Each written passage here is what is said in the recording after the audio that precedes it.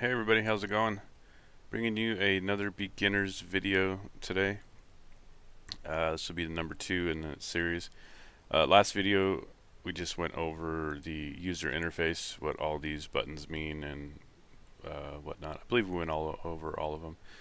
But as I said before, these is just beginner videos, so we're not gonna get any not gonna get into any advanced tactics, just merely beginner stuff. So um, one of my or is now a subscriber, but somebody who had watched my last video on YouTube left a comment about wondering if I can do any deck building videos. So I will start off with this. This is beginner.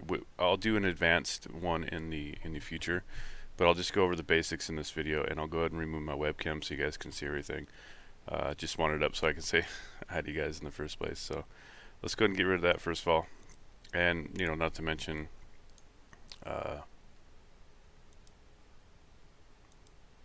helps my computer run a little bit better. So anyways, without further ado, let's jump right into it. So here on the next to your portrait, you can click on this little hammer looking deal, and this shows your collection and build decks and craft cards, right?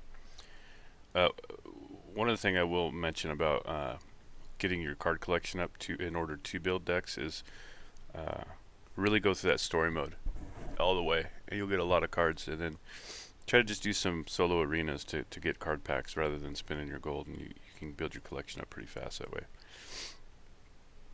So right off the bat, you're going to see that you'll have a screen here with your cards, and you have 2 rows, and you can click this arrow and just move through your collection, and it's ascending in Magicka order, and each card has a number at the top left here indicating how much Magicka it cost to play that card. And in my last video, I think I went over how that works in a gameplay video. So and then you have the text here at the bottom middle of well, start at the top here. You have the name, and then you have the type of card it is. This card says it's an item. I don't know if you can see that. Let's click on it. You can see that it says item here. And then bottom middle here, you have the text and keywords of what this card does. And then in the middle here, you have the I guess you want to call this the ruin or the stone or gem or whatever, indicating what kind of card type it is. And a blue is a rare, so you have no color, which is a common. Blue is a rare. Purple is epic, and then you have yellow for legendary, and then you have unique after that, which is kind of the same thing, just a little bit different. And then you have the bottom left here, what color or attribute this card is, and then how many of them you have. And this number only shows up when you're in your deck collection here. So you can see there's a lot of 3s, and that's because you can only have up to 3 of the same card in one deck unless it's a legendary unique. So if I have extra copies, I disenchant them right away, and I just do that by going down here and clicking this soul trap all your extra cards, and we can do that now, and you can see I got 1 common. So do that, and yeah, so when you're building your deck, there's a couple things you want to think about. First, let's go over the attributes here, and you can see that we have strength, intelligence, willpower, agility, endurance, dual attributes, which has like we have strength and intelligence here, and strength and willpower here, and these can only be played with those colors. And then you have neutral, and I will be making another video actually on this new card that we just got, Mechanical Ally, for the season's rewards. Yeah, it's an epic card. So fun. We're gonna do that. And then mixing these attributes, you get different deck types. Like strength and intelligence, you get what's called Battle Mage. Willpower and endurance, spell sword. I believe agility and strength is archer, so on and so on. And there's just different deck types. I'm not going to get into the archetypes in this video, explaining different kinds of archetypes like aggro and mid-range and whatnot. We'll get into that in more advanced videos. So I just want to go over the basics here, show you guys how to build a deck and some of the common things to think about when you are building your deck. So got your attributes. And one thing to think about too when you're building your deck is, and what we'll do is we'll go over, we'll kind of build a deck together. But one of the things to think about is, I guess, what kind of deck do you want to build? Do you want to build something that's going to be, well, let me rephrase that. I guess if you're just starting out, you want to build a cheap deck no matter how you look at it, and you're kind of limited. So I guess my suggestion would be to build like just a cheap aggro or cheap tokens deck where you have some cards that benefit or you have cards that beef up. Like a 5th Legion trainer will beef up these little scouting patrol dudes. So but either way, I guess you still kind of want to think of what you want to do. What do you want to have? Do you want to have a face deck? You want to just go face all the time? And this is kind of, I guess, discussing on archetypes, but I don't want to go too far into that. But more importantly, I don't want to get off track here. I apologize, guys. More importantly, when building your deck, as a beginner, you want to pay attention to your mana curve here, or magicka curve in this case, magicka. And what I mean by that is focus on your, not necessarily 0 drops. I mean, those are nice if you can get any in the game, but your 1, 2s, and 3s, try to kind of curve up in the amount of them you have, topping out about 3 and 4, having the most 3 and 4 drops, and then coming into the late game 5, 6, and 7, not having very many of those. So that way, you're more than likely always to play what's called, I guess, play on curve. So when you're in the game, you're more likely to get a card that you can play with the amount of magicka you have. And then when you're getting into turns 5 and 6, you're able to play a couple cards if you can, versus having a bunch of high cost cards and not able to play them, or a bunch of low cost cards and just running out of cards. You want to be able to play on curve, and like turn 3 play that highest value 3 drop that you have instead of dropping 2 or 3 1 drops or something. So that's something you really want to look at. And then what's really cool about this screen here in Legends is it shows you how many supports, items, actions, and creatures you have. And as said before, in the I'm sorry, in the underneath the name has the type. So this is an item, and then actions are items are something that you just kind of equip to whatever creature you want, and then actions are something that, like right here, rapid shots in action, deals 1 damage, and if it survives, you draw a card. That would and that's an action card. Support cards are cards such as one card that I mentioned in my last video, I believe, or one of my videos. That is a must-have to craft right now. There's a lot of, this is a real controversial card. They might buff it in the future, but get it while you can. This is a support card here, and these stay on the board the whole game. Most of them. There is some that have you can activate that support, however many times you want until it runs out. And yeah, no, there is cards that can remove support cards. There's not very many of them in the game right now. But for instance, one of them is oh gosh, can I remember the name of this card? Shadowfiend Priest. This is a really good card, actually. And you can see at the bottom here it says you can either silence a creature or destroy an enemy support. And off the top of my head, I can say there's 3 of these cards that do this. This is one of them. There's another one that's called Edict, and then there's another Edict of Erzurul or whatever. It's a dual attribute. And then there's right here. And then there's a neutral one. I believe that's it. But so I mean, right now, I mean, it's a good time for support cards. So Yeah. All right. Just to recap here, we went over. Oh, one of the things that I did not mention. So we are in the deck creator. You can have up to 70 cards in your deck. But ideally, you're gonna want to have 50. You can't have any less than 50, but you can have up to 70. Uh, 50 cards in your deck. The reason why it's ideal is because whenever you're picking cards here, and let's go ahead and go through this, you want to try to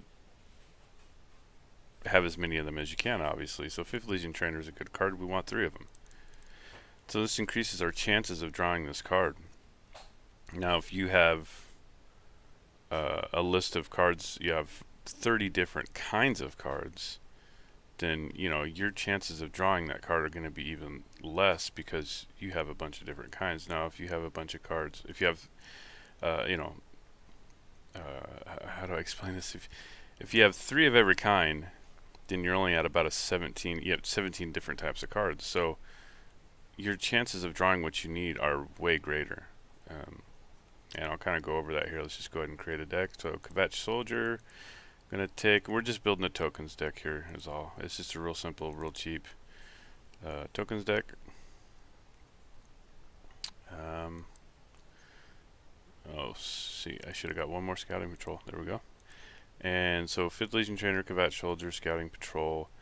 Let's see, Bruma Profiteer is another good one.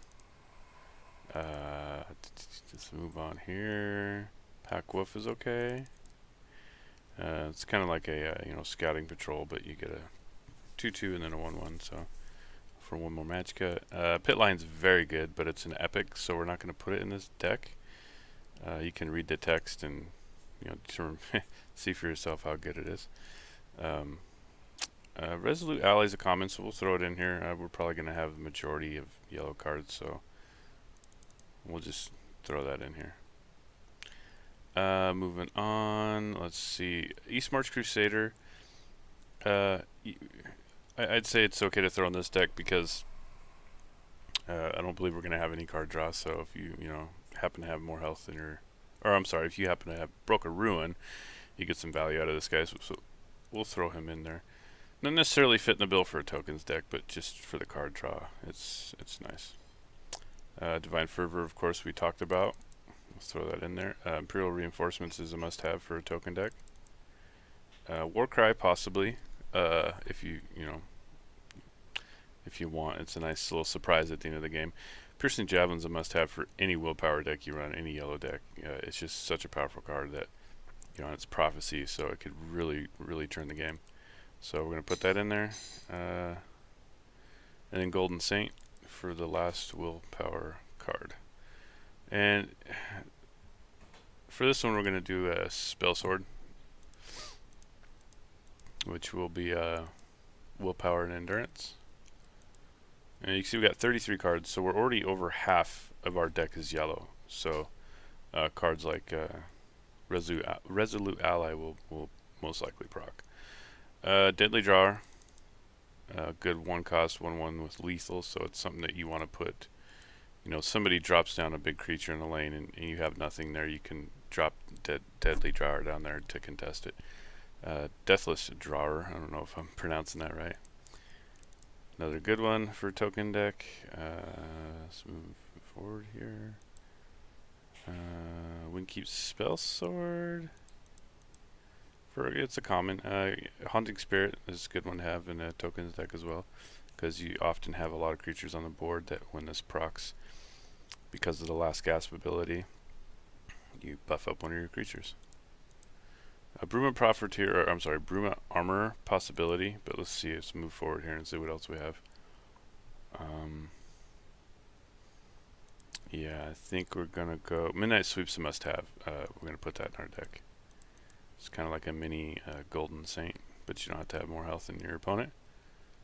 And I think that's about it for the higher cost Coarse Bone Colossus if you have it, and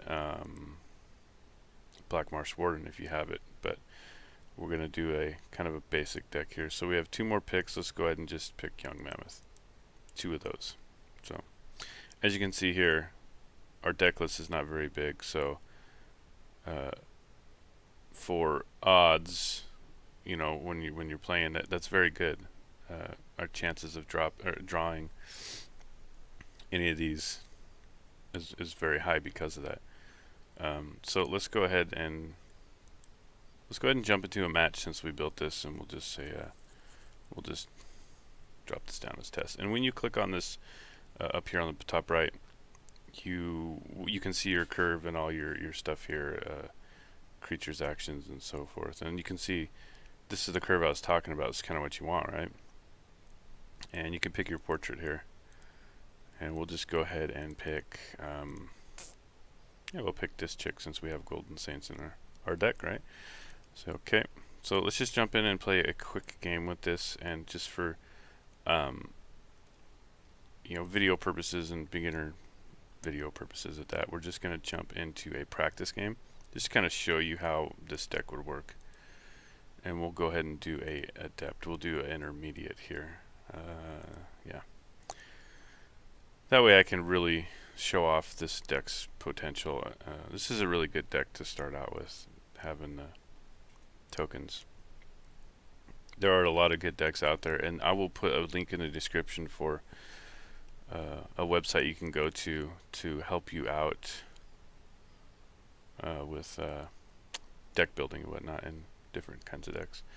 So this is not bad. We'll go ahead and keep this. Haunting Spirit maybe not, because we gotta have creatures on the board really before we use that. So, and we have the Elixir, which is doesn't happen very much when you play AI. It seems like they have the magic Elixir all the time.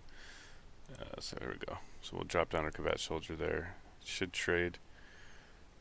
So that's good value for us there. Go face. Thankfully we did have the Elixir. So so low cost cards, big value so far. You can see. I mean, just, you know, it's turn 3 right now. We already have a 4/4 on the board, and we ideally would want 5th Legion Trainer as soon as possible. But since it didn't happen, you know, we had to figure something out. Luckily we had the Elixir. So we'll go ahead and drop this down just so I can show you what happens when you play cards while she's in the game. And there's that other card I was talking about, the it's a Vicious Drawer. That's the other one in the game that actually destroys the support. So we'll go ahead and don't want to go too fast here. I want some cards to show up so I can show you, but we'll play this over here and hopefully he hits it. So you can see it buffed it up to a 4/3 instead of a 3/3, because so imagine if you had 2 or 3 5th Legion Trainers down on the board, and that, you know, how much that would get buffed, and if you had a Divine Fervor on the board, and hopefully we get to draw one and I can show you guys.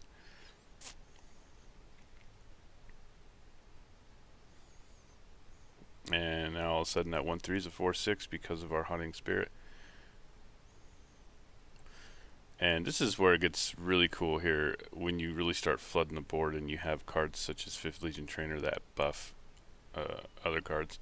So Imperial Reinforcements for 4 Magicka, we can flood this lane with 4 2/1s. They're 1/1s, but because of her, they buff up. So you'll have 2, 4, 6, 8 and, you know, damage in that lane. But we're gonna go ahead and he does have 6 damage here. He can take this out. We don't have a guard creature, but we do have Piercing Javelin. And just for video purposes, I want this to stretch out as long as possible to show you guys some other cards. So let's just do this. This is not an ideal play, but I don't want him to take out my 5th Legion Trainer. And yeah, we're not going to attack, because let's see if we can get a Divine Fervor. I want to show that to you guys. That's part of the reason why I wanted to play intermediate AI, just because I wanted to show you. So here we have a Prophecy. This is why Midnight Sweep's so good. Now let's say we were down to 2 health and that was his last attack. Throw this down, it would block that, and we'd have another we would have another turn. And if not, you know, that's 2 more creatures on the board next turn that we'll be able to attack with. So, and with the 5th Legion Trainer on the board, it buffed it up to a 3/2. So, oh, should have saved my Piercing Javelin, because that is a really good card. I mean, playing an intermediate, that card should not be in the game. So, let's go ahead and get this guy down a little further, because that card is kind of scary. And we'll do this here. And this animation is kind of slow. I wish they would actually make it a little faster. If you have 2 of these, it takes forever, because drops down, drops down, drops down. Now imagine if you had 3 5th Legion Trainers, it does that animation 3 times. So it's kind of annoying.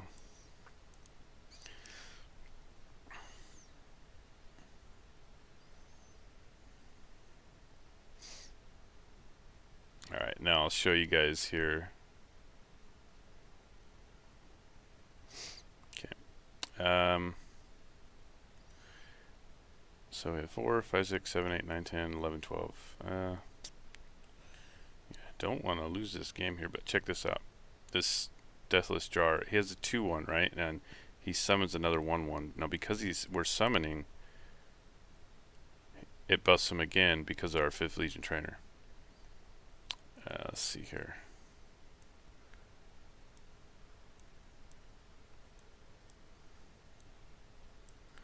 Yeah, why not? Okay, and Broom Profiteer is another one that benefits from little creatures, because every creature you summon, you gain health. So nice little way to come back. So we play this and we'll gain 2 health because we summon 2 creatures, and we can play this and gain 1 more health.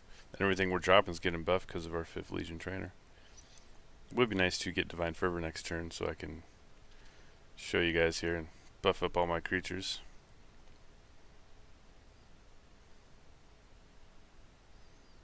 It would have been pretty funny if our AI opponent dropped down the new card for the season. So we're going to go ahead and end this game. It doesn't look like I'll be getting my Divine Fervor to show you guys, but you can kind of see the whole theme of this deck. And this, like I said, this is a good starter deck to go ahead and build and try. And it's a fairly cheap deck too, and you can see in the deck list that we'll go back to. You can take a screenshot of it. That there is no epic cards in this deck. It's all common and rare. And then we'll go through, just double check. I'm sorry, there is one. It's Divine Fervor, but as I said, once you go through the story mode, craft at least 1 of those, and before you know it, you'll have 2. And you know, even having 2 of them is pretty powerful. But yeah, ideally you want to have 3. And we'll just go ahead and go in here to this deck. And there you go, guys. Go ahead and take a little screenshot of that if you want, and I will point you in the direction of a good website where you can check out other people building decks. And then one other thing to note here too, when you are building decks, if it makes it easier for you, is button down here you can click and you can sort by all your attributes, or all your rarities, I'm sorry. And then of course while you're in there you can say, I only want to see 2 drops. You can just click on that and then click it again to deselect it. And you have a search tool up here that of course you can't type in tokens, because the game, type in, let's say, just Last Gasp, and you can see all your cards that have Last Gasp. And I'll have another video where I'll go over all these keywords too, but as I said, this is just a beginner deck building video, and I hope you guys benefited from that. And I'm gonna go ahead and delete this because I have too many token decks. If there's anything I missed, let me know in the comments. I'll be glad to do a follow-up video. I will be doing some more beginner videos anyways, so I can follow up with those questions or concerns in the next video. And yeah, I think that was it, guys. Good luck and have fun.